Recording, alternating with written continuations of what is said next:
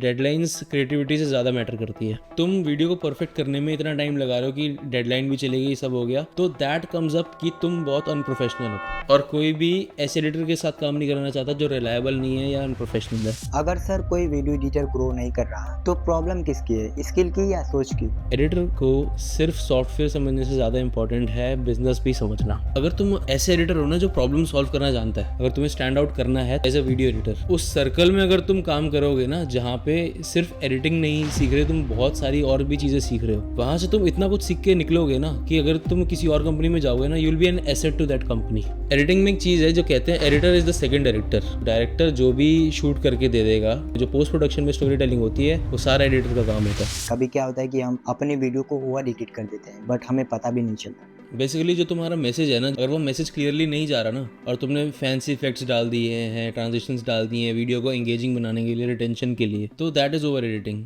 हर effect या transition जो भी हम डाल रहे हैं या हर cut, that must have a purpose. Video इतनी ग्रिपिंग होनी चाहिए कि ऑडियंस का ध्यान ही ना हटे, वो देखे ही ना कितने मिनट की वीडियो है। और पहले 3 सेकंड में मुझे नहीं देना मैसेज, मुझे नहीं अपना ओपिनियन शेयर करना, मुझे नहीं सेल करना। पहले 3 सेकंड मुझे ऑडियंस को रोकना है। बंदा स्क्रॉल करते 3 सेकंड के अंदर अंदर रुक जाए वीडियो को देख के। एडिटिंग इंडस्ट्री का ब्रूटल ट्रूथ क्या है? Dishant sir, welcome to Tabish Khan podcast. आप काफी बढ़िया कर रहे हैं वीडियो एडिटिंग के फील्ड में, जो मुझे बहुत अच्छा लगा। तो कैसे हैं सर आप? एकदम बढ़िया, आप बताओ कैसे हो? जी मैं भी ठीक हूँ। तो सर ये पॉडकास्ट क्यों एक वीडियो एडिटर को वॉच करना चाहिए? आप किस टाइप का वैल्यू इस पॉडकास्ट में देने वाले हैं? Apart from the technical skills, मैं मेनली फोकस ये चीज़ करता हूँ। अगर आप मेरी प्रोफाइल में भी जाओगे ना, मेरी बायो में लिखा होगा कि माइंडसेट वर्कफ्लो स्ट्रैटेजी, जो कि मोस्ट ऑफ द एडिटर्स ध्यान नहीं देते जिन चीज़ों पे, और वो सिर्फ एक एवरेज एडिटर बन के रह जाते हैं। तो मेनली ये पॉडकास्ट किसी भी एडिटर को इसलिए देखना चाहिए क्योंकि एक नया पर्सपेक्टिव मिलेगा वीडियो एडिटिंग को लेके, जो कि सिर्फ अभी के लिए नहीं, लाइफ टाइम के लिए उन्हें वैल्यू प्रोवाइड करेगा। अमेजिंग। सर आपके बारे में कुछ बताइए, आपका इंट्रोडक्शन दीजिए। Okay, so my name is Dishant and I'm a video editor. I have the 6 years experience in this industry. Or from the past years I have been freelancing. I have worked with international clients और काफ़ी companies, काफ़ी agencies के साथ मैंने काम किया है। तो मतलब I have pretty much good experience in this field. Got it. Sir आपकी स्टोरी और जर्नी कैसी रही? कैसे आपने वीडियो एडिटिंग और मेंटरशिप ये सभी चीज़ें स्टार्ट की? सो वीडियो एडिटिंग का एज सच कुछ था नहीं, क्योंकि I was in an institute जो कि 3D VFX एनिमेशन ये सब चीज़ें पढ़ाते थे। तो मोस्ट ऑफ द जो मेरे साथ के जो लोग थे ज़्यादातर वो 3D में चले गए, आधे VFX में चले गए, ज़्यादातर लोग थे नहीं। तो मेरा इंटरेस्ट वीडियो एडिटिंग में बन गया था और मैंने भी काफ़ी अच्छे से मार्केट स्टडी करी, काफ़ी अच्छा। तो मुझे लगा था कि सबसे ज़्यादा रिलायबल, सबसे ज़्यादा सोलो जो काम कर सकता है, इंडिविजुअलिटी है जिसकी, that is a video editor. क्योंकि अगर किसी भी फील्ड में चले जाओ, you need a team to work. चाहे आप 3D में हो, you need animators, riggers, rigging artists वगैरह, सब कुछ चाहिए होते हैं। वो बिना एक बंदा अकेला कोई इतनी वैल्यू नहीं रखता उस फील्ड में। Same with VFX।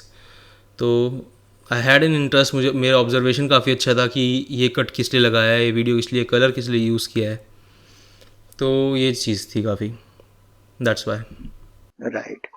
Sir 1% editor का क्या मोटिव है? मैंने आपका चैनल देखा, वो 1% एडिटर, और काफ़ी बढ़िया आप कर रहे हैं उस चैनल पे। तो इसका क्या मतलब है 1% एडिटर का? आपने कैसे आइडियाज़ पाए?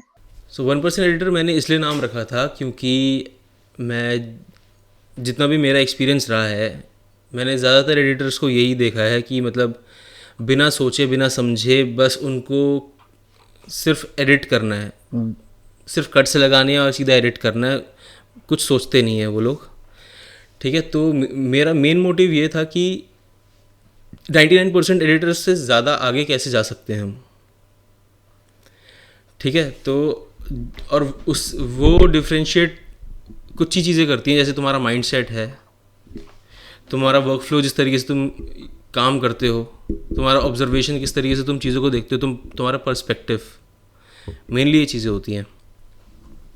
तो हम 1% एडिटर में we just focus on systems, retention, psychology and business growth, क्योंकि I want to make editors जो रिजल्ट्स ड्रिवन हो।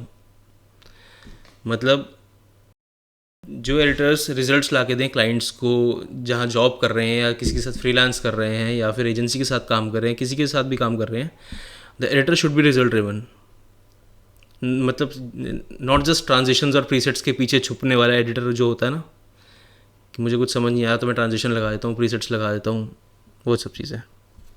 अच्छा सर, आपका क्या वीडियो एडिटिंग का प्रोसेस होता है? मैं जानना चाहूंगा कि दिशांत सर का क्या वीडियो एडिटिंग का प्रोसेस होता है, कैसे आप इतना बढ़िया वीडियो एडिटिंग करते हैं?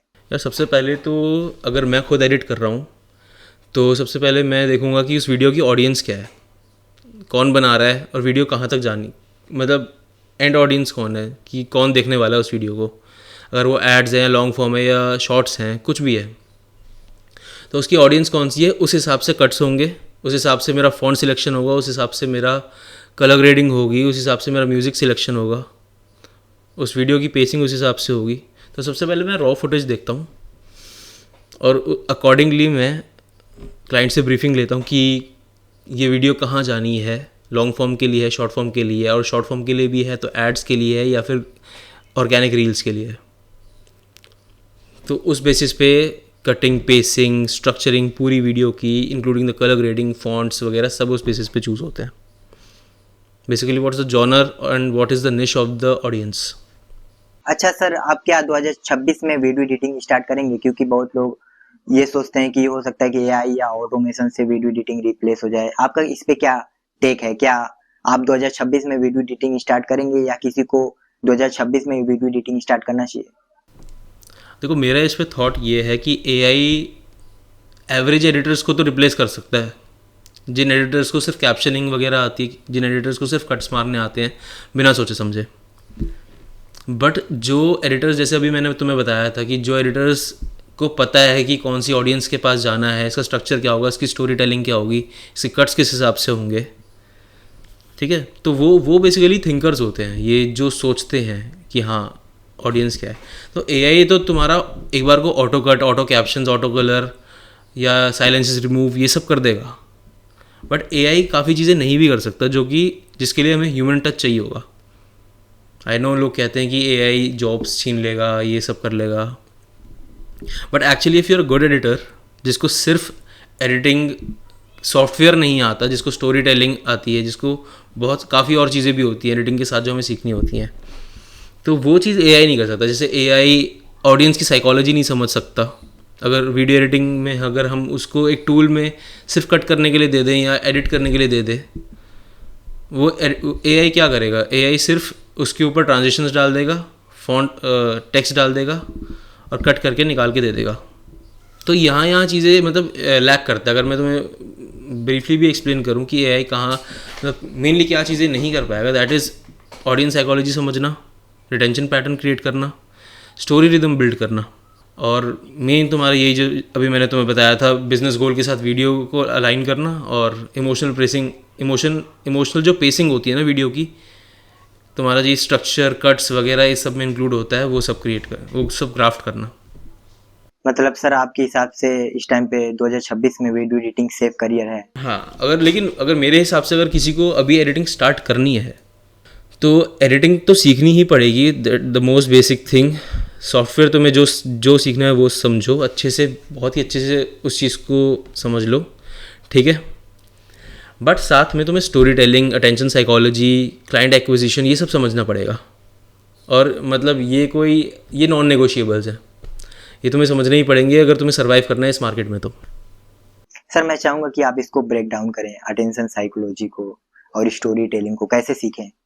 अटेंशन साइकोलॉजी और स्टोरी टेलिंग, देखो यूट्यूब पे बहुत सारी वीडियोस तो तुम्हें हर चीज़ के लिए मिल जाएंगी, ठीक है, लेकिन अगर तुम किसी निश ड्रिवन हो, जैसे मान लेते हैं तुम्हें व्लॉग बनाना या पॉडकास्ट कंटेंट बनाना, आजकल पॉडकास्ट काफ़ी चल रहे हैं, ठीक है, तो तुम पॉडकास्ट का कंटेंट बहुत ही अच्छे से कंज्यूम कर लो और उसके एनालिटिक्स देखो, ठीक है, उसका रिटेंशन ग्राफ देखो, सब कुछ तो हमें बेसिकली स्टडी करना पड़ता है, ठीक है, ऑब्जर्व करना है, स्टडी करना है. स्टोरी टेलिंग क्या होती है तुम्हें बहुत सारी वीडियोस मिल जाएंगी यूट्यूब पे.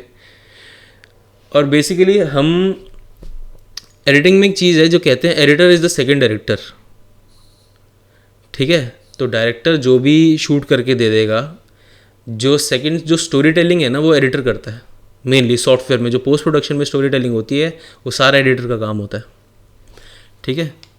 तो वो चीज़ है। और बाकी A I can be use as a speed, मतलब स्पीड के लिए यूज़ कर सकते हो। अपना काम अगर तुम्हें तेज़ करना है वो उसके लिए तुम यूज़ कर सकते हो, फॉर द कैप्शनिंग यूज़ कर सकते हो। काफ़ी ए आई के और भी टूल्स आते हैं। हाँ, तो मतलब बेसिकली यही है, सिर्फ सॉफ्टवेयर नहीं सीखना चाहिए। क्लाइंट्स को कैसे हैंडल करना है, क्लाइंट से कैसे बात करनी, कैसे कन्वर्ट करना है उनको, और किसी भी फॉर्मेट का कंटेंट बना रहे हो, चाहे शॉर्ट फॉर्म है, लॉन्ग फॉर्म है, एड्स हैं या किसी भी तरीके का है, उस पर तुम्हें अटेंशन साइकोलॉजी समझनी है, उसकी हुक्स कैसे वर्क करते हैं, ये सब चीज़ें कैसे वर्क करती हैं कि, और मतलब वीडियो इतनी ग्रिपिंग होनी चाहिए कि ऑडियंस का ध्यान ही ना हटे, वो देखे ही ना कितने मिनट की वीडियो है। सर जब हम अपना बी रोल्स यूज करते हैं तो कभी कभी चीप लगता है, तो आपके हिसाब से कैसे हमें प्रोफेशनल बी रोल्स यूज करने चाहिए? देखो, आज के टाइम पे स्टॉक फुटेज कॉरपोरेट्स में यूज़ होती है। टू बी वेरी ऑनेस्ट, अगर if you are working on ads, वहाँ पे तुम्हारा कोई वो नहीं आता, क्या कहते हैं, कॉपीराइट नहीं आता, ठीक है। तो वहाँ पे तुम मूवीज़ वगैरह का यूज़ कर सकते हो। हमें मेन चीज़ ये है, बी रोल्स हम किस लिए यूज़ करते हैं? बी रोल्स हम इमोशन इवोक करने के लिए यूज़ करते हैं, ताकि शो रादर देन टेल एक चीज़ होती है ना, कि हम जो बोल रहे हैं तो हम एक विजुअल रिप्रेजेंटेशन सामने वाले को दिखाएं। That's why it's called B roll. इसलिए उसको बी रोल कहते हैं कि हम जो कह रहे हैं वो विजुअली इंसान को दिखे, ताकि उसको ईजीली समझ आए और वो चीज़ फील कर पाए, ठीक है। तो सबसे ज़्यादा कनेक्टिंग बी रोल्स वो होते हैं जो ऑडियंस ऑलरेडी देख चुकी हो, जैसे कि मूवीज़। तो मूवीज़ वाले B roll works way much better than जो तुम स्टॉक फुटेज या एप्स, जो तुम वेबसाइट्स वगैरह से स्टॉक फुटेजेस उठाते हो। But those can't be used on corporates वगैरह वाले, उसमें वो यूज़ नहीं कर सकते तुम बिल्कुल भी, क्योंकि that is way too much professional, और वो MNCs वगैरह है, वहाँ सब में प्ले होता है। आप क्या सॉफ्टवेयर यूज करते हैं वीडियो एडिटिंग में? मैं प्रीमियर प्रो और डाविंची दोनों यूज़ करता हूँ। प्रीमियर प्रो मेनली एडिटिंग के लिए यूज़ करता हूँ मैं, and da Vinci for colour grading, और बाकी ग्राफिक्स वगैरह के लिए हमारे पास आफ्टर इफेक्ट्स तो है ही। अच्छा सर, ऐसा कभी हुआ है कि आपको ज़्यादा वर्क या वर्कलोड की वजह से स्ट्रेस या बर्नआउट फेस किए हो आप? ऑफ कोर्स यार, काफ़ी बार होता है, थ्रू आउट करियर मेरे काफ़ी बार हुआ है। अगर बट स्ट्रेस और बर्नआउट, आई पर्सनली थिंक कि स्ट्रेस और बर्नआउट एडिटिंग की, पर्टिकुलरली एडिटिंग की वजह से नहीं होता। काफ़ी लोग कहते हैं ना कि स्क्रीन पे इतनी देर तक बैठा रहता है, इस वजह से स्ट्रेस होता है, बर्नआउट होता है। सही बात है, ठीक है। बट एडिटिंग को ब्लेम करना is not a good thing. मतलब एडिटिंग को ब्लेम करना, इट्स नॉट फेयर, ठीक है। एज एन एडिटर अगर तुम्हें बर्नआउट हो रहा है ना, it's because of these reasons. वो सिर्फ इन्हीं रीजन्स की वजह से बर्नआउट हो रहा है। अगर तुम्हारे पास सिस्टम्स नहीं बना रखे तुमने, अगर तुम रैंडम क्लाइंट्स के साथ काम कर रहे हो जो कि तुम्हें फालतू रिविजन्स दे रहे हैं बार बार, ठीक है, जो कि तुम्हें बार बार रिविजन्स दे रहे हैं कि हाँ, और तुम स्पेसिफिक नहीं हो उन रिविजन्स को लेके, तुम्हारी बाउंड्रीज नहीं है। एक और चीज़, तुम्हारी बाउंड्रीज नहीं है, तुम रिविजन्स 10-15 रिविजन्स भी कर रहे हो, ठीक है, तुम अनरियलिस्टिक डेडलाइंस दे रहे हो उनको, और तुम्हारा कोई ग्रोथ प्लान नहीं है, ठीक है। यहाँ पे स्ट्रेस और बर्नआउट होता है, और बहुत ही ईजीली बंदा डिमोटिवेट होता है, गिव अप करने का मन करता है। एज एन एडिटर बहुत लो फील होता है ऐसे वाले फेज़ में। But if you want to solve this, तो you need to have a fix workflow system, ठीक है। एक क्लियर रिवीजन पॉलिसी होनी चाहिए if you working with clients. तो जब ब्रीफिंग हो तो तुम मेंशन करो कि वहाँ पे कि I am providing 2 revisions with this और 3 revisions with this in this amount of time. अच्छा सर, ये बताइए कि हमें ओवर एडिटिंग से कैसे बचना चाहिए, और कैसे हमें पहचानना चाहिए कि हमारी वीडियो ओवर एडिटिंग है? कभी क्या होता है कि हम अपनी वीडियो को ओवर एडिट कर देते हैं बट हमें पता भी नहीं चलता। ओवर एडिटिंग, अगर तुम्हारा एडिट तुम्हारे मैसेज को ओवर पावर कर रहा है, दैट इज़ ओवर एडिटिंग मेरे हिसाब से, पर्सनल ओपिनियन, ठीक है। बेसिकली जो तुम्हारा मैसेज है ना, जिस चीज़ को लेके तुम एडिट कर रहे हो, अगर वो मैसेज क्लियरली नहीं जा रहा ना, और तुमने फैंसी इफेक्ट्स डाल दिए हैं, ट्रांजिशंस डाल दिए हैं वीडियो को एंगेजिंग बनाने के लिए, रिटेंशन के लिए, तो दैट इज़ ओवर एडिटिंग। और मेरे हिसाब से हर इफ़ेक्ट या ट्रांजिशन जो भी हम डाल रहे हैं या हर cut, that must have a purpose. ठीक है। अब मैं अगर खुद एडिटर्स को जब पढ़ाता हूँ तो मैं उनसे खुद पूछता हूँ कि खुद से पूछो कि मतलब ये कट या ये पर्टिकुलर फुटेज मैसेज क्लैरिफाई कर रही है या फिर सिर्फ खींच रही है वीडियो को। और एक और चीज़ मैं अपने स्टूडेंट्स को कहता हूँ कि एक वॉच ऑन म्यूट करके है चीज़, कि तुम अपनी वीडियो पूरी एडिट कर लियो, तुमको एक बार इसको म्यूट करके देखो। जैसे हम कहते हैं audio is 50% of the video, तो मैं कहता हूँ कि अपनी एक बार वीडियो को म्यूट करके देखो, और अगर तब भी तुम्हें समझ आ रही है ना, तो मान लो वो वीडियो बहुत सही है और तब भी उसका मैसेज क्लियर है। अगर मेरे कैप्शनिंग से, मेरे बी रोल्स वगैरह जिन चीज़ों का भी मैं यूज़ कर रहा हूँ, उन सब से क्लियरली मैसेज जा रहा है ना, तो वो ओवर एडिटिंग नहीं है, वो परफेक्ट है। फिर वो वीडियो मतलब तुम्हारा मैसेज अगर क्लियरली जा रहा है ना, दैट इज़ इनफ। और अननेसेसरली एनिमेशंस जैसे लोग लगा देते हैं ना, बिना मतलब कि एनिमेशंस वगैरह लगा देते हैं। तुम कभी भी देखोगे ना, एड्स वगैरह कभी भी तुम देखो, उसमें सिंप्लिसिटी वर्क करती है। अगर मैं फ़ॉन्ट लगा रहा हूँ किसी भी ऐड में, तो मुझे चाहिए ज़्यादा से ज़्यादा लोग समझें, ज़्यादा से ज़्यादा लोगों को अंडरस्टैंड, बेसिकली रीडेबल हो, अंडरस्टैंडेबल हो, हर चीज़ हो। ठीक है। तो simplicity always wins. So mainly you have to focus on contrast, size hierarchy, timing, और मतलब मेनली एनर्जी क्या है वीडियो की, उसके अकॉर्डिंगली तुम एडिट करो उसको। जब तुम रॉ फुटेज देखोगे तो तुम्हें बहुत इजीली आइडिया हो जाएगा कि क्या एनर्जी है वीडियो की। बस वही एनर्जी तुम्हें अपने एडिट में प्रॉपरली पोर्ट्रे करनी है। अंडरस्टूड। और हमें कैसे अट्रैक्टिव टेक्स्ट एनिमेशन बनाना चाहिए अपने वीडियो में? अट्रैक्टिव टेक्स्ट एनिमेशन पूरा का पूरा डिपेंडेंट करता है तुम्हारे वीडियो के जॉनर पे, तुम्हारा ऑडियंस के निश पे, तुम्हारा जो फॉन्ट है। अब तुम सेरिफ फॉन्ट यूज़ कर रही हो, सैंस सेरिफ फॉन्ट यूज़ कर रहे हो, तुम्हारी वीडियो जानी कहाँ है, टारगेट ऑडियंस क्या है, तो वो उसके ऊपर है पूरा का पूरा डिपेंडेंट। मेरा फॉन्ट पतला है, इटैलिक है, बोल्ड है, अंडरलाइंड है, या कुछ भी है, मतलब वही है ना कि तुम्हारी ऑडियंस देख क्या रही है। अब अगर मैं कर्सिव फॉन्ट यूज़ कर लूँ, थोड़ा पिंक कलर का, उस पर पिंक कलर का फॉन्ट यूज़ करूँ, कर्सिव, ठीक है, कलर पिंक कर दिया मैंने फॉन्ट का, कर्सिव फॉन्ट है, और मैं एकदम अल्फ़ा मैस्कुलिन की उसमें चला रहा हूँ कि मुझे कोई अल्फ़ा मैस्कुलिन किसी को बनाना है, उनकी एड्स में मैं चला रहा हूँ, उनकी वीडियोस में चल रहा है, वर्कआउट की वीडियोस में चल रहा है, कैसा वर्क करेगा? बिल्कुल भी वर्क नहीं करेगा उसी चीज़ को लेके। अगर सर कोई वीडियो एडिटर ग्रो नहीं कर रहा, तो प्रॉब्लम किसकी है, स्किल की या सोच की? अगर कोई वीडियो एडिटर ग्रो नहीं कर रहा तो मेनली टेक स्किल इतना बड़ा इशू नहीं है, क्योंकि मैंने वीडियो एडिटर्स देखे हैं जो सिर्फ कटिंग और कैप्शनिंग पे बहुत अच्छा खासा कमा रहे हैं, क्योंकि उनको पेसिंग आती है, क्योंकि उनको रिटेंशन समझ आता है, क्योंकि उनको टेक्स्ट हायरार्की समझ आती है, कलर ग्रेडिंग समझ आती है, और ये सबसे बेसिक चीज़ है। और to be very honest, if you are working on ads, ये सबसे ज़्यादा चलती हैं ये चीज़ें। और टेक स्किल्स ज़्यादा से ज़्यादा तुम्हें हायर करवा देगा किसी भी कंपनी में। तुम अगर टेक स्किल्स दिखाओ अपनी कि हाँ मेरे को ये आता है, ये आता है, ये आता है, हायरिंग हो जाएगी तुम्हारी। बट अगर तुम ऐसे एडिटर हो ना जो प्रॉब्लम सॉल्व करना जानता है कि हाँ ये टारगेट ऑडियंस है इसकी, और अगर इस टारगेट ऑडियंस ने ये कंटेंट कंज्यूम कर लिया तो इस वीडियो पे बहुत बढ़िया एंगेजमेंट आएगी। ठीक है। अगर तुम रिटेंशन इंक्रीज़ कर सकते हो, अगर तुम उनका वॉच टाइम इंक्रीज़ कर सकते हो, ठीक है, अगर तुम उनका CTR इम्प्रूव कर सकते हो, या फिर एक चीज़ होती है ROAS यानी रिटर्न ऑन एड स्पेंड। ठीक है। अगर कोई ऐड में पैसा लगा रहा है और उसको उससे 2 गुना या 3 गुना पैसा मिल रहा है, तो तुमने वो ऐड एडिट करी है अगर, तो तुम कंपनी के लिए कैसेट हो। और टॉप 1% एडिटर्स जो जिस तरीके से हमने पूरा स्ट्रक्चर कर रखा है हमारा मेंटोरशिप या कोर्सेज वगैरह, वी जस्ट डोंट, मतलब हम सिर्फ एडिटिंग नहीं सिखाते हैं, हम ऑडियंस सिखाते हैं, बिजनेस सिखाते हैं, साइकोलॉजी सिखाते हैं, स्टोरी टेलिंग सिखाते हैं।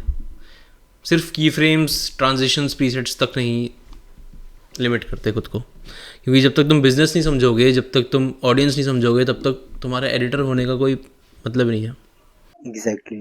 अगर सर हम कोई वीडियो एडिट करते हैं तो अपने एडिटिंग की वीकनेस या मिस्टेक को कैसे पहचानें? सबसे सही तरीका ये है कि एक तो अपनी वीडियो को कंपेयर करो विद द टॉप क्रिएटर्स जो कि सेम निश में एडिट कर रहे हैं, ठीक है। और नोटिस करो कि तुमने पेसिंग में गैप्स हैं या डेड जोन्स हैं या वीक, तुम्हारा हुक बहुत वीक है, वो सब चीज़ें ऑब्जर्व करो। वो तुम टॉप क्रिएटर्स को देख के ही समझ आएगा तुमको कि हाँ इसने क्या यूज़ किया है, ठीक है। और कभी कभार ज़्यादा ये चीज़ होती है कि तुम बार बार अगर अपनी वीडियो एडिट कर रहे हो तो एकदम से तुम्हें पता नहीं चलता कि मैं सही डायरेक्शन में जा रहा हूँ या नहीं जा रहा। वीडियो को बंद करो, जो कि मैं पर्सनली करता था कि अगर मुझे रिव्यू चाहिए और किसी थर्ड पर्सन का नहीं चाहिए, मुझे अपना ही रिव्यू चाहिए but as a third person, क्योंकि मैं एडिटर हूँ, मुझे अच्छे से पता होगा। बट मैं काफ़ी टाइम से एडिट कर रहा हूँ तो मुझे इतना आइडिया नहीं है, क्योंकि मेरे हिसाब से मैंने सब कुछ कर दिया वीडियो के अंदर। तो अपनी वीडियो को थोड़ा ब्रेक लो, एक दिन बाद, 24 घंटे बाद या 48 घंटे बाद दोबारा देखो इफ़ यू हैव टाइम। तब तुम्हें समझ आएगा कि हाँ सही डायरेक्शन में जा रही है नहीं जा रही है। तब एक थर्ड पर्सन पर्सपेक्टिव मिलता है कि हाँ ये मैंने एडिट करा है, यहाँ ये कमी है, यहाँ ये चीज़ें सही हैं, यहाँ ये मैं इम्प्रूव कर सकता हूँ।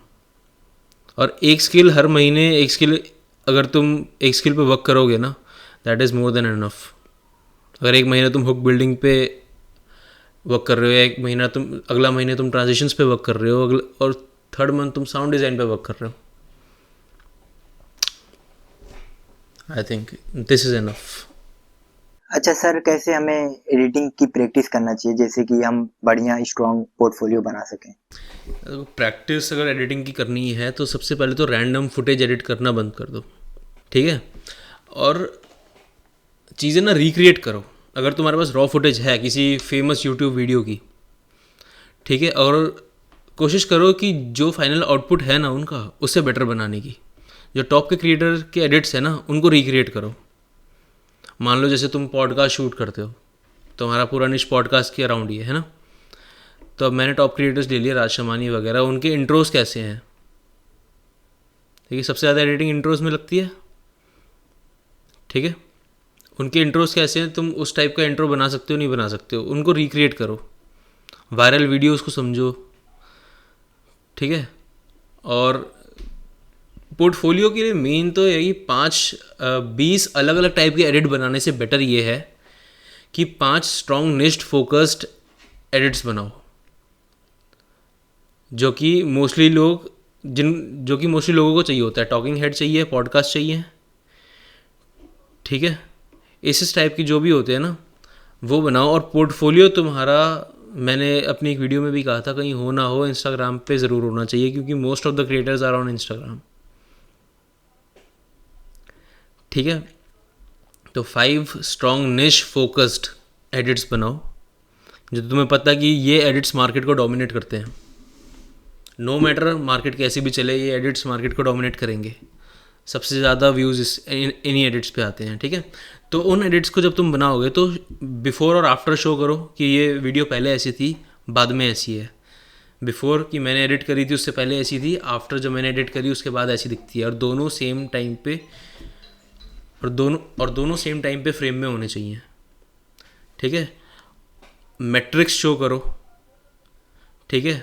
मैट्रिक्स शो करने से क्या होगा, एक रिजल्ट ड्रिवन होगा तुम्हारा, कि हाँ तुम क्लाइंट्स वगैरह को या अपनी ऑडियंस को बता सकते हो कि हाँ मैंने ये एडिट करा और इस वजह से इसको ये मिला, मतलब इसका ये रिज़ल्ट आया है, इसको इतने व्यूज़ आए हैं, इसको इतनी एंगेजमेंट आई है, इसको इतने पैसे कमाए हैं इसने, ये सब चीज़ें, ठीक है। और मेनली ये है कि परफेक्ट पोर्टफोलियो के लिए ना पोजीशन काफ़ी अच्छे से करना पड़ेगा तुम खुद को, ठीक है।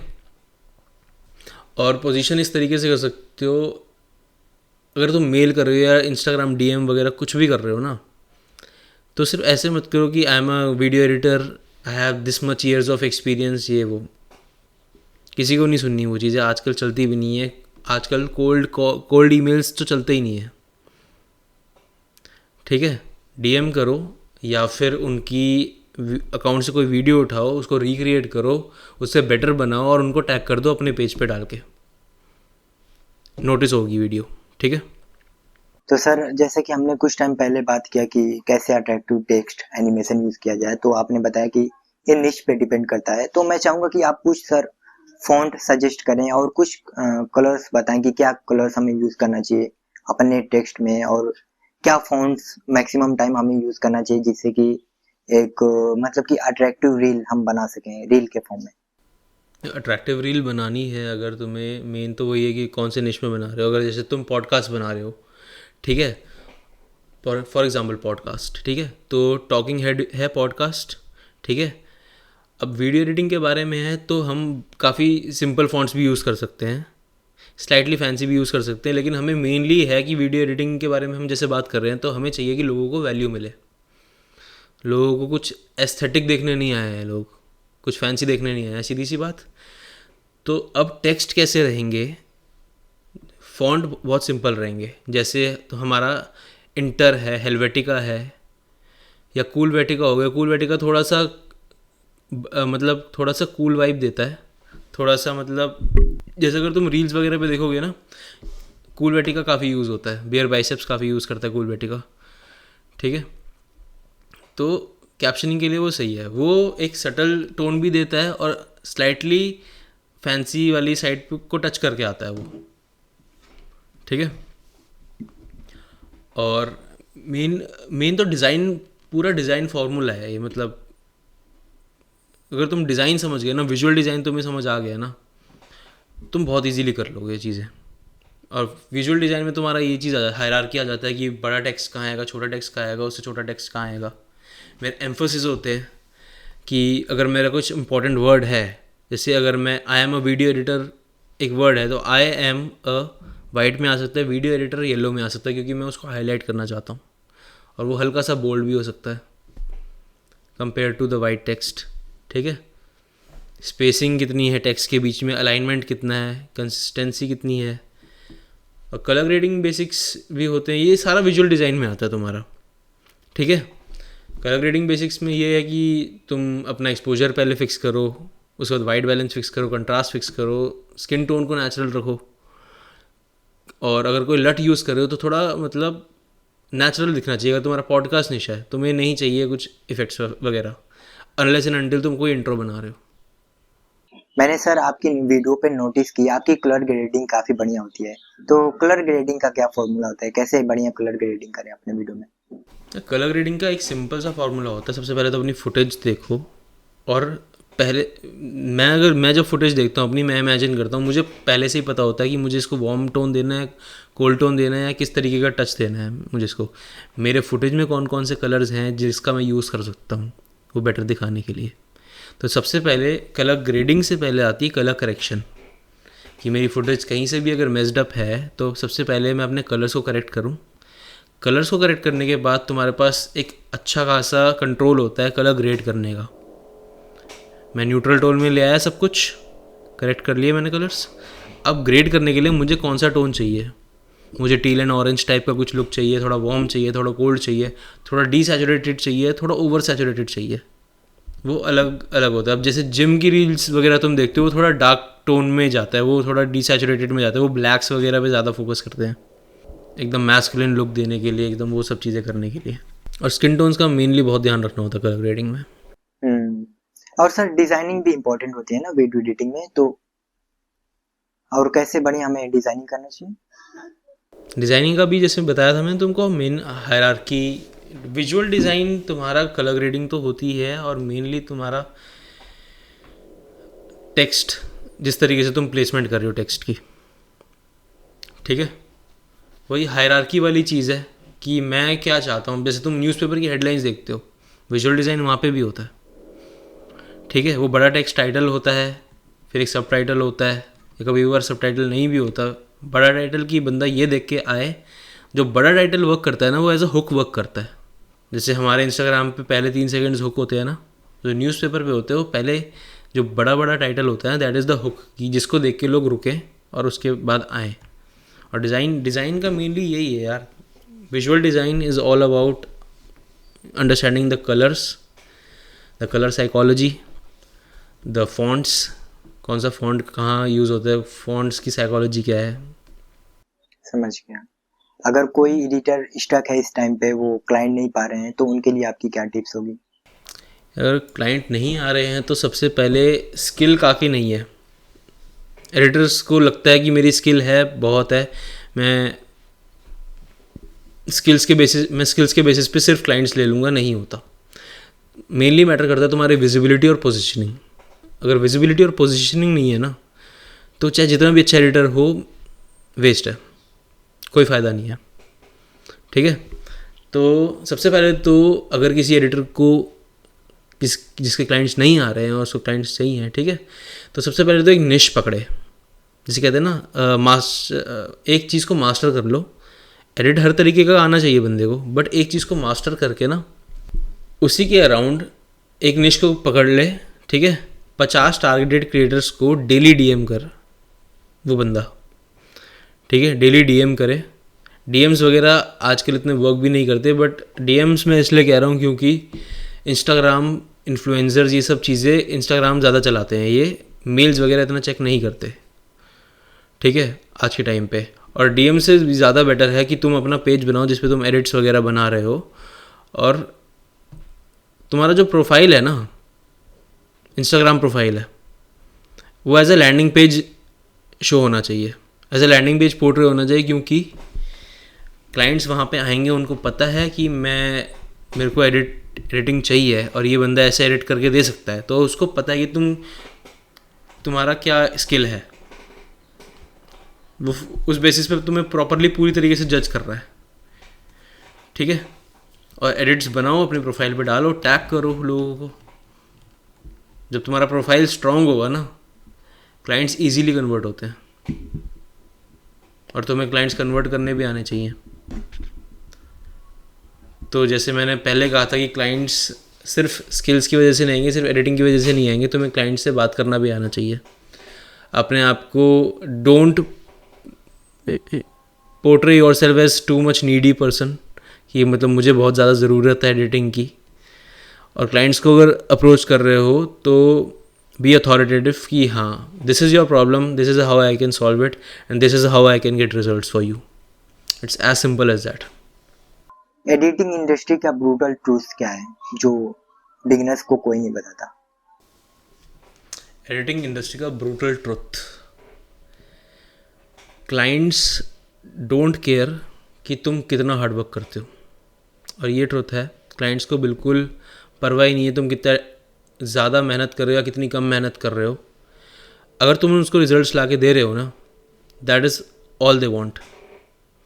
उसके अलावा दे डोंट केयर कि तुमने कितने घंटे लगाया, कितने घंटे ज़्यादा लगाया, कितने घंटे कम लगाया। आई नो एडिटर्स जो मान लो 2 घंटे काम करेंगे और जॉब पे या अपने क्लाइंट्स को दिखाते हैं कि हमने 8 घंटे एडिट बनाया है। ठीक है, क्लाइंट्स को रिजल्ट से मतलब है। ठीक है, और डेडलाइंस, एक और ब्रूटल ट्रुथ है कि डेडलाइंस क्रिएटिविटी से ज़्यादा मैटर करती है। कभी कभार लोग क्या करते हैं, एक वीडियो को परफेक्ट करने के लिए ना, डेडलाइन है, मान लो आज रात की डेडलाइन है, क्लाइंट को वीडियो चाहिए, क्लाइंट बाद में रिवीजन दे सकता है, ठीक है, लेकिन उसको वीडियो चाहिए, और तुम वीडियो को परफेक्ट करने में इतना टाइम लगा रहे हो कि डेडलाइन भी चली गई, सब हो गया, तो दैट कम्स अप कि तुम बहुत अनप्रोफेशनल हो। और कोई भी ऐसे एडिटर के साथ काम नहीं करना चाहता जो रिलायबल नहीं है या अनप्रोफेशनल है। ठीक है, तो ये चीज़ होती है। और एवरेज एडिटर्स का मैं बताऊं तुम्हें, हर 3 दिन में स्ट्रगल करते हैं, क्योंकि उनको हर 3 दिन में एक नया टाइप का एडिट मिलता है, या किसी भी कहीं ना कहीं वो स्टक होते ही हैं।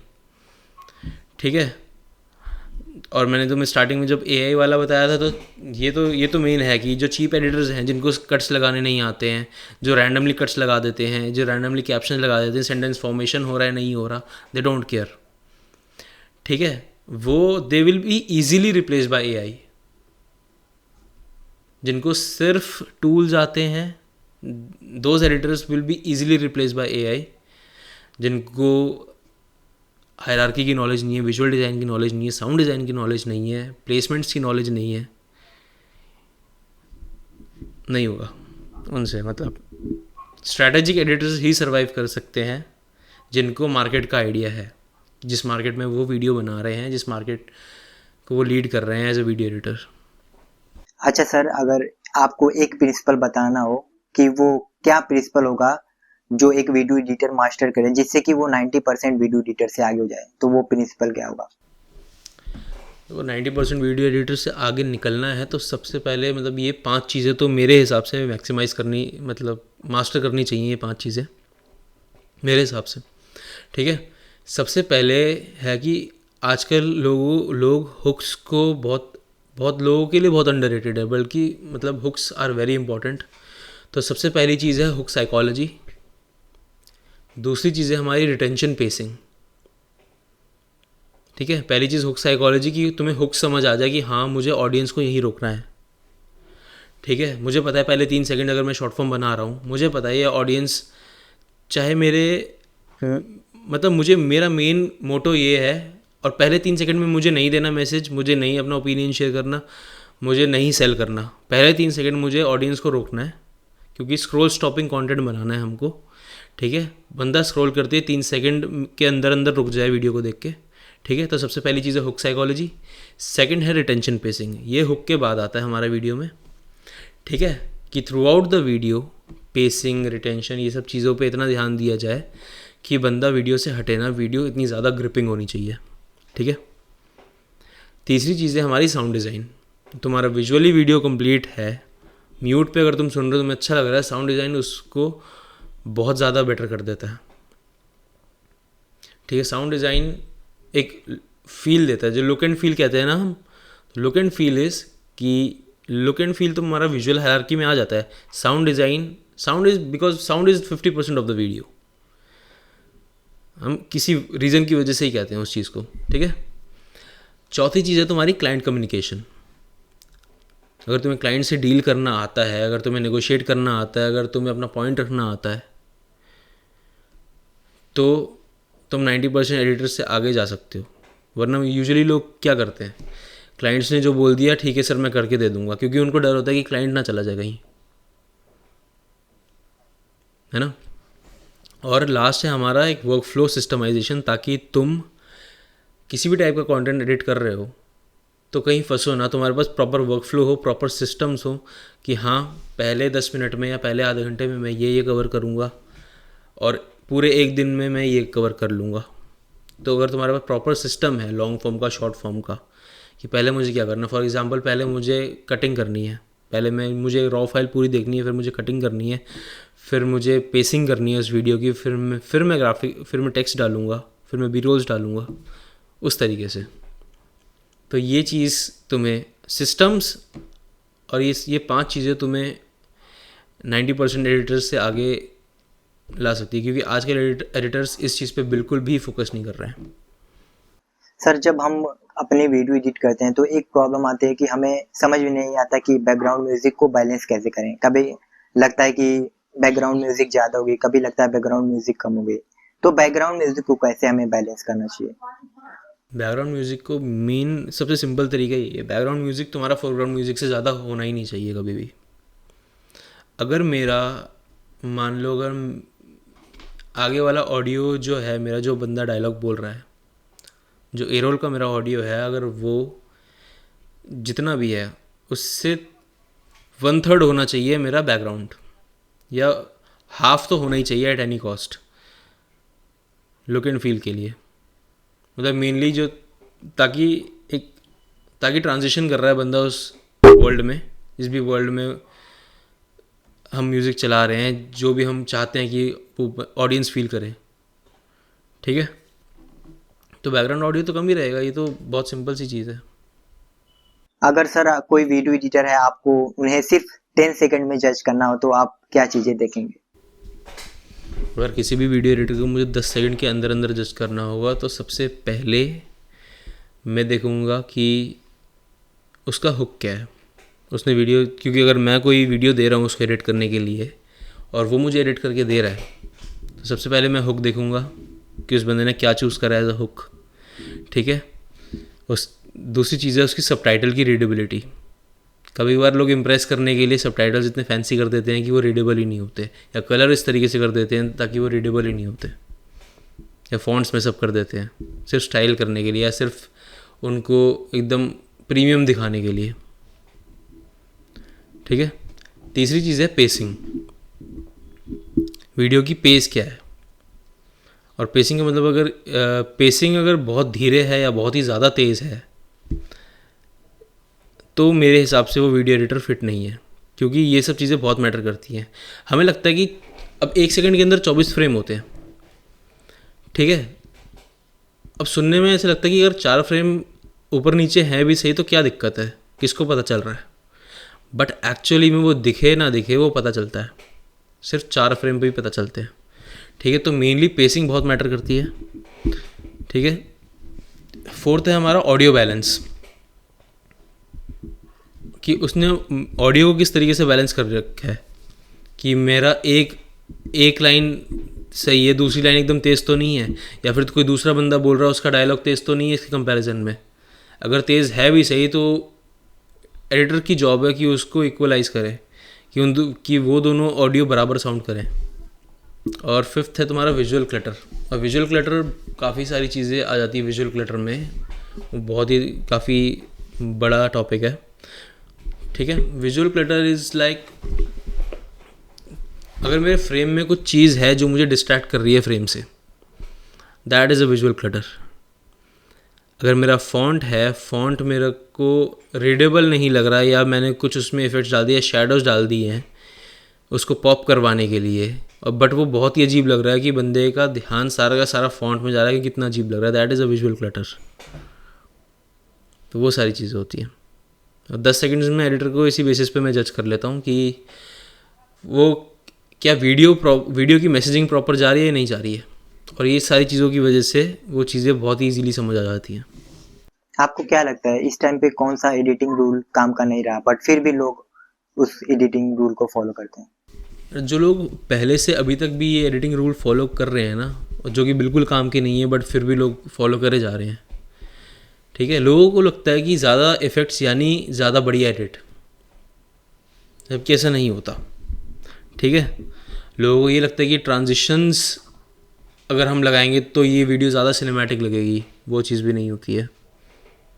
और लोगों को लगता है ये रूल्स काम करते हैं। ये these are the science of an insecure editor.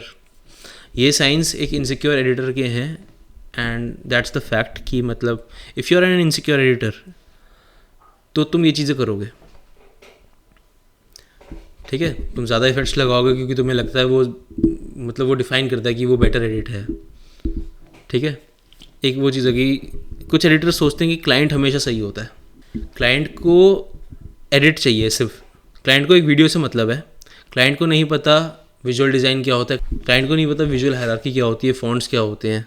तो मोस्टली एडिटर्स सोचते हैं कि क्लाइंट्स हमेशा सही होंगे, क्लाइंट ने बोल दिया तो मैं चेंज कर देता हूँ, अपना पॉइंट बिल्कुल नहीं रखते हैं। तो वो चीज़ एक इशू है।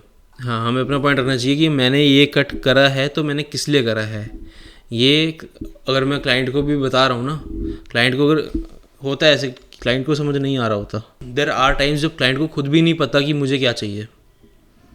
तो एज एन एडिटर तुम्हें इतना तुम्हारा है कि यार क्लाइंट को समझाओ कि तुम्हारा ये निश है और मैं इस तरीके से ये वीडियो प्रोवाइड कर सकता हूँ आपको with this type of edit, जो कि आपके निश के लिए वर्क करेगा, and that will convert and that will bring engagement to the video.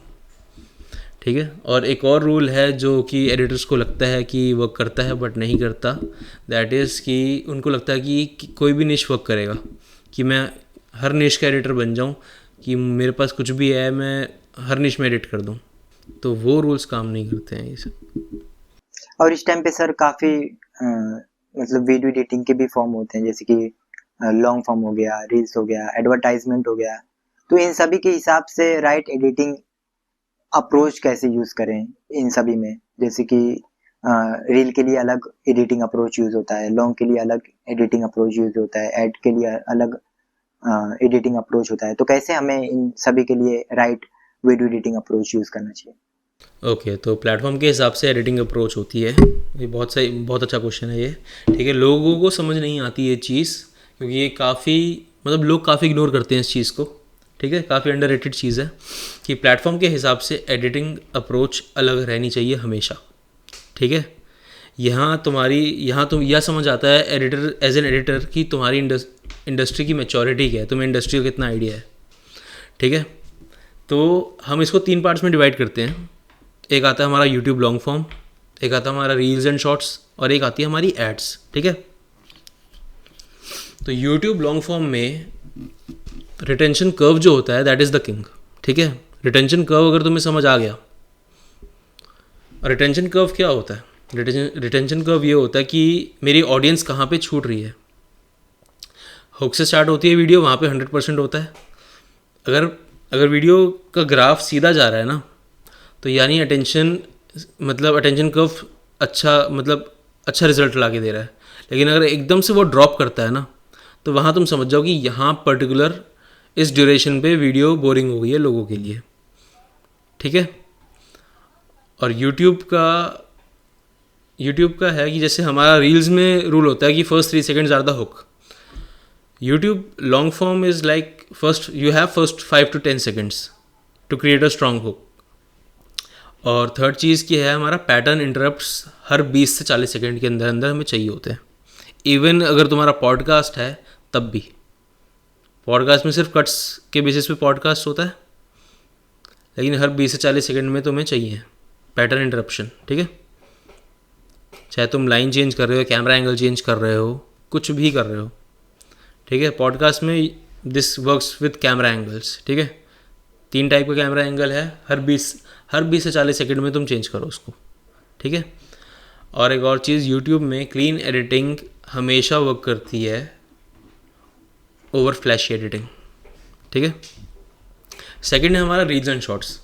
अब ये जो है हमारा इसकी, क्योंकि हर प्लेटफॉर्म को ऑडियंस अलग तरीके से कंज्यूम करती है। हर प्लेटफॉर्म पे जो कंटेंट होता है वो सेम ऑडियंस भी अलग अलग तरीके से कंज्यूम करती है, ठीक है। अब रील्स एंड शॉर्ट्स के लिए क्या है, वहाँ मैटर करती है तुम्हारी स्पीड। वहाँ थोड़ा अग्रेसिव पेसिंग होता है, जो तुम्हारी पेसिंग होगी थोड़ी सी अग्रेसिव होगी वहाँ पे, ठीक है। सबटाइटल साइकोलॉजी होती है, क्योंकि सबटाइटल्स सबसे ज़्यादा वहीं यूज़ होते हैं। तुम लॉन्ग फॉर्म पे एक बार को यूज़ करो ना करो, इतना नहीं करता मैटर, ठीक है। तुम शॉर्ट फॉर्म में तुम्हें यूज़ करने पड़ेंगे सबटाइटल्स, क्योंकि लोग म्यूट पे भी देखते हैं वीडियोस। अगर कोई क्लास में है, ऑफिस में है, ट्रैवल कर रहा है वगैरह वगैरह, जो भी है, लोग म्यूट पे देखते हैं वीडियोस, ठीक है। तो सबटाइटल साइकोलॉजी तुम्हें समझ आनी चाहिए कि मैं कौन सा फॉन्ट यूज़ कर रहा हूँ, मैं क्या फील करवाना चाहता हूँ ऑडियंस को, ठीक है। और विजुअल हुक्स हर 2-3 सेकेंड्स में, ठीक है, क्योंकि शॉर्ट फॉर्म है, लोगों का अटेंशन स्पैन ईजिली ब्रेक होता है। तो हमें 2-3 सेकेंड में कुछ ना कुछ एक विजुअल हुक चाहिए, ठीक है। और लास्ट आते ही हमारी एड्स में क्लैरिटी को ज़्यादा पर्पस देना चाहिए ओवर क्रिएटिविटी। अगर मेरा क्लाइंट जो भी मेरा टारगेट ऑडियंस है, अगर वो वीडियो का मैसेज समझ रहा है, अगर वो वीडियो उसको कन्वर्ट कर रही है, अगर उसकी प्रॉब्लम सॉल्व हो रही है उस वीडियो में, then that is a good ad and that is a good edit, ठीक है। एड्स में तुम्हारा प्रॉब्लम सॉल्यूशन स्ट्रक्चर होना चाहिए, ठीक है। विजुअल हायरार्की होनी चाहिए ताकि ऑडियंस को पता चले कि हाँ क्या चीज़ आप सॉल्व कर रहे हो मेरी, ठीक है। और CTA एम्फोसिस होना चाहिए कि CTA जैसे फॉर एग्जांपल कि we will give you these much results in this much days. तो दीज मच रिजल्ट्स यानी उसको एम्फसाइज करो और in this much days clarify करो कि मैं क्या प्रोवाइड कर रहा हूँ आपको, और वो सारा एडिटर का काम होता है। अगर कोई वीडियो एडिटर है वो रिजल्ट अच्छा नहीं पा रहे हैं वीडियो एडिटिंग के फील्ड में, काफी डिमोटिवेटेड फील कर रहे हैं या गिव अप करने का सोच रहे हैं, तो उनके लिए आपकी क्या टिप्स होगी, वो कैसे मोटिवेटेड फील करें?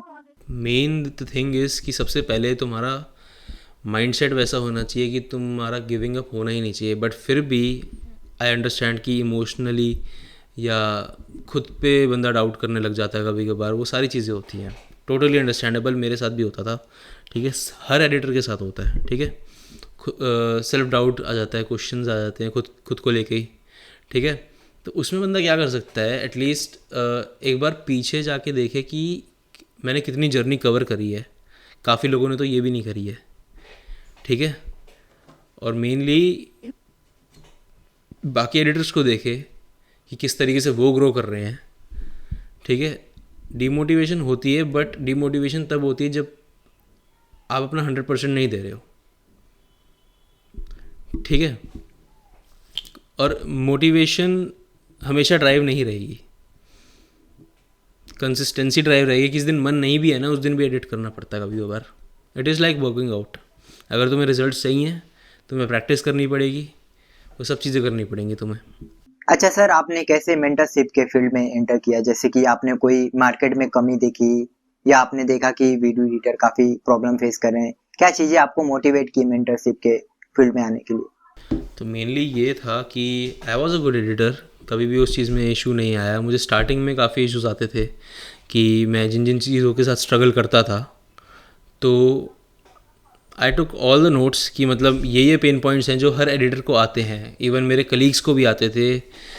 क्योंकि I have some people I know कि जो मुझसे बड़े हैं, मुझसे ज़्यादा एक्सपीरियंस है, but they were earning less salaries और they were earning less money than me. ठीक है, तो वहाँ पे मुझे डिफरेंस समझ आ गया कि ये कोई टेक्निकलिटीज़ वाली चीज़ नहीं है कि इसको सॉफ्टवेयर ज़्यादा आता है या इसको सॉफ्टवेयर कम आता है। इट इज़ अबाउट कि प्रॉब्लम आप क्या सॉल्व कर पा रहे हो अपने ऑडियंस की या नहीं कर पा रहे हो। इट्स ऑल अबाउट दैट कि क्या तुम अपने ऑडियंस की प्रॉब्लम सॉल्व कर पा रहे हो या नहीं कर पा रहे हो, क्या तुम अपने क्लाइंट की प्रॉब्लम सॉल्व कर पा रहे हो या नहीं कर पा रहे हो। ठीक है, तो मेन वो होता है, अगर वो किसी एडिटर को समझ आ जाता है।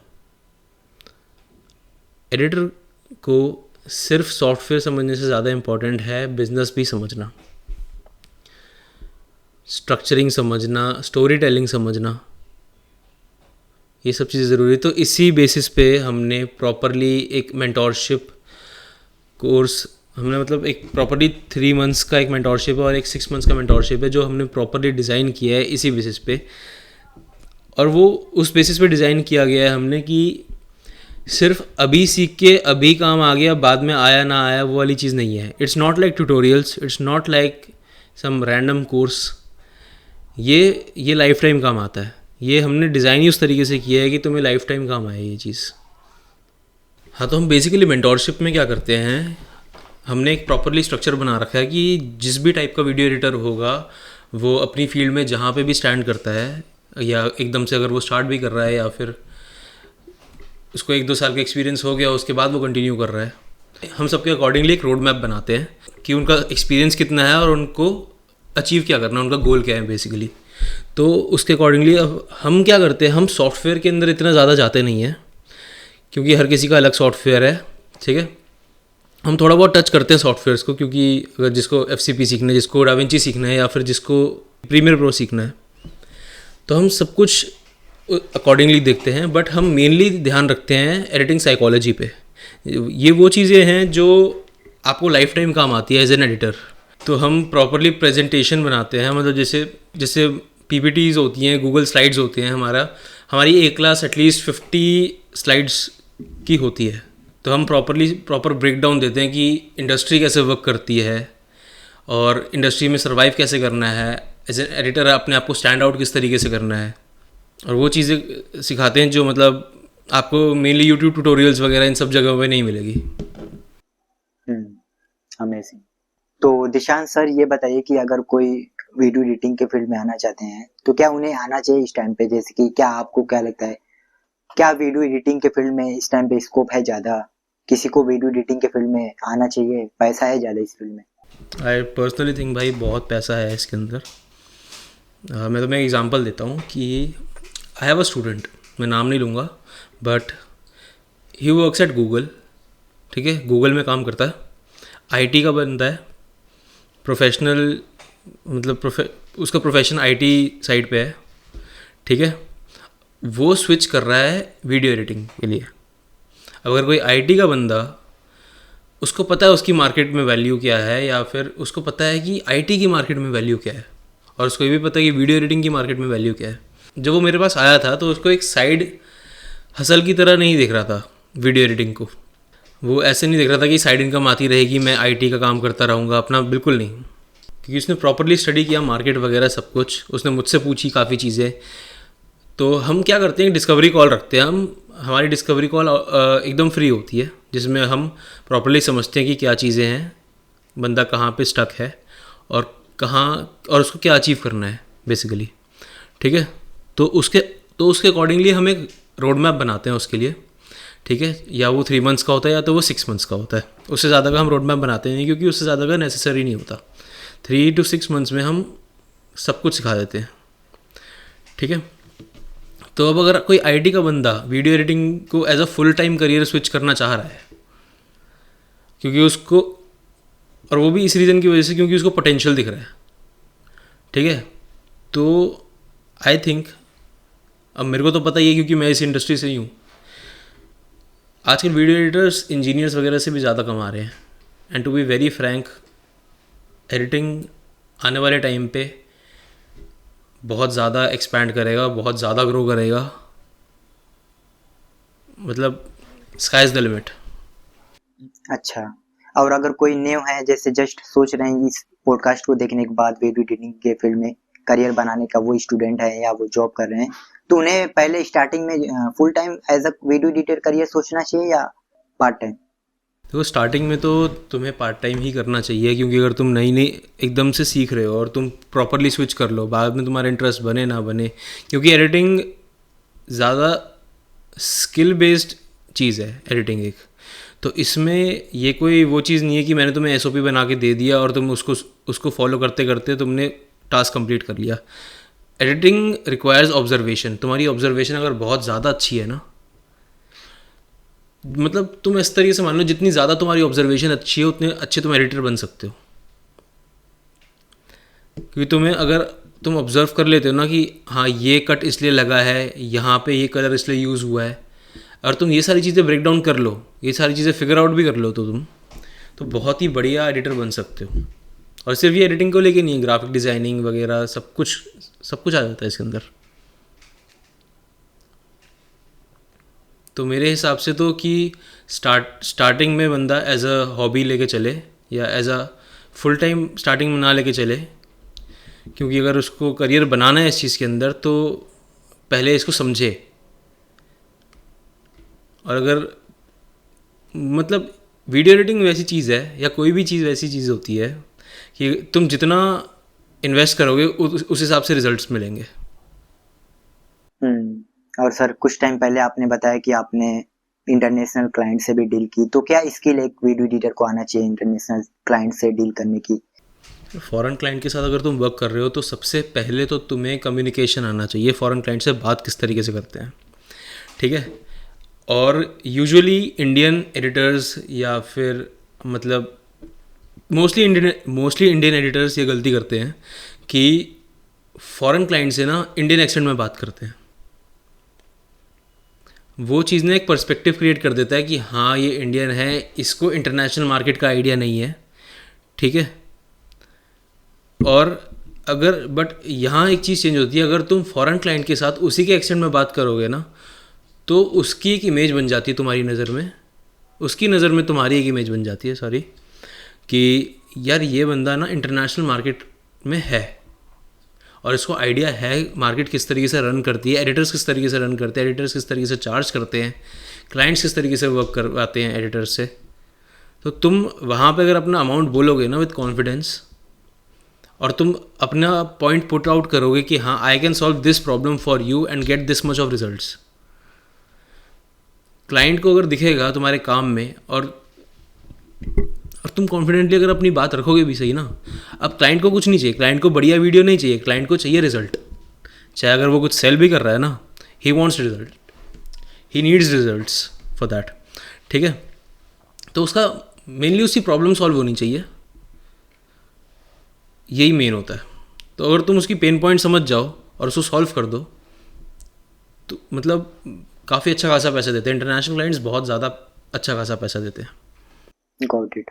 सर, आपने फ्रीलांसिंग को तो कुछ टाइम पहले काफ़ी अच्छे से ब्रेक डाउन कर दिया कि कैसे क्लाइंट पाएँ।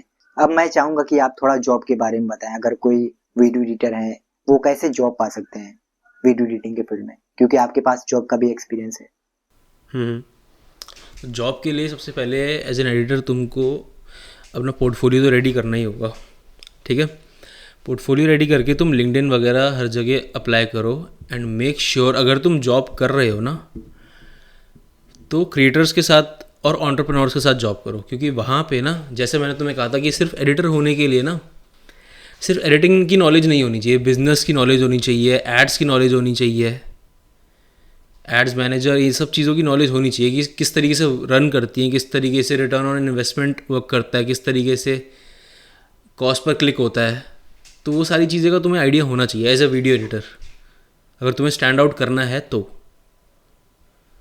तो वहाँ उस सर्कल में अगर तुम काम करोगे ना, जहाँ पे सिर्फ एडिटिंग नहीं सीख रहे, तुम बहुत सारी और भी चीज़ें सीख रहे हो, वहाँ से तुम इतना कुछ सीख के निकलोगे ना कि अगर तुम किसी और कंपनी में जाओगे ना, you will be an asset to that company. वहाँ इतना कुछ सीख के आओगे ना, वो कंपनी के फाउंडर्स या ओनर्स या जो भी लोग हैं, उनको लगेगा कि हाँ, he is just not a video editor, इसको और भी काफ़ी चीज़ें आती हैं, ये हमें इनपुट दे सकता है इन चीज़ों पे, ये कंपनी समझता है, इसको कंपनी को प्रेजेंट करना आता है। तो वो कंपनी पूरी रिलाय हो सकती है तुम्हारे ऊपर, और तुम एक एसेट बन सकते हो कंपनी के लिए। और अगर तुम एसेट बन गए तो फिर कंपनी अच्छा खासा पे करती है। बेसिकली अपने आप को सराउंड करो उन लोगों से जिन लोगों की तरह तुम बनना चाहते हो। अंडरस्टूड। तो सर इन द एंड आपकी क्या पीस ऑफ एडवाइस होगी एक वीडियो एडिटर के लिए? तो मैं मेनली मेरा यही है कि एडिटर्स को यही मैं टिप्स दूंगा कि सिर्फ सॉफ्टवेयर यूज़ करके कट्स मार के वैसे एडिटर मत बनो कि हाँ मैंने कट मार दिए, कैप्शन लगा दिए और हो गया एडिट। तुम्हारा एडिटिंग एक पर्पस सर्व करना चाहिए। ये सुनने में बहुत ही ज़्यादा वो लग रहा है, अजीब सा लग रहा होगा, बट एक्चुअली में अगर तुम्हारा एडिट में अगर वैल्यू मिल रही है ना किसी को, और किसी का इमोशन इवोक हो रहा है, तो वो एडिट बहुत ही ज़्यादा वैल्यूएबल है। क्योंकि उससे जो व्यूअर है, जो ऑडियंस है, वो डिसीजन लेगा कि प्रोडक्ट या सर्विस जो भी बंदा बेच रहा है वो ले सकता है या नहीं ले सकता। तुम्हारे एडिट पे वो सारा डिसीजन। एब्सोल्युटली। तो Dishan sir, thank you very much आपका वैल्यूबल टाइम देने के लिए। थैंक यू सो और मच। इतनी अच्छी चीज़ें बताने के लिए, आपसे बात करके बहुत अच्छा लगा। इतना वैल्यू आपने दिया इस पॉडकास्ट में। Thank you so much. Thank you very much.